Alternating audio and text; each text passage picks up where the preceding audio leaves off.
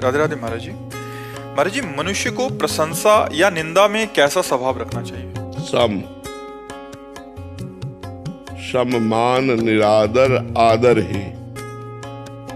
मान में और अपमान में और प्रशंसा में और निंदा में समान भाव जो रखता है वही महान उन्नति को प्राप्त होता है।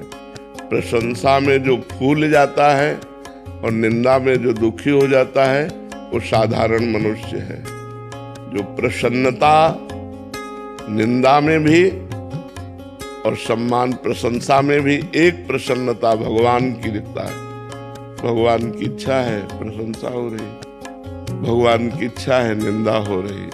जब निंदा हो तब ये देख लेना चाहिए कि जो निंदा हो रही है वो दोष हम में तो नहीं है, तो हमें पहले चेक करना है अपने को।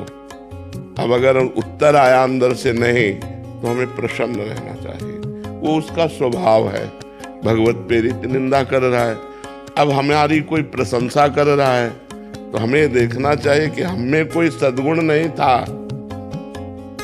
अगर कोई सद्गुण है वो भगवान का दिया हुआ है, तो ये प्रशंसा भगवान की हो रही है, मेरी नहीं।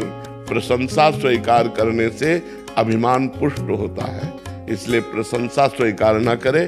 और निंदा होने से अभिमान नष्ट होता है, इसलिए निंदा को माने कि भगवान से प्रेरित होकर हमारे अभिमान का नाश करने के लिए भगवान निंदा करा रहे हैं। शांत भाव से संतों ने तो कहा, निंदक नियरे राखिए आंगन कुटी छवाए, बिना साबुन बिना पानी निर्मल करे शोभाए। अगर कोई निंदा हमारा कर रहा है तो हमारे पापों को नष्ट कर रहा है, हमारे दुखों को नष्ट कर रहा है।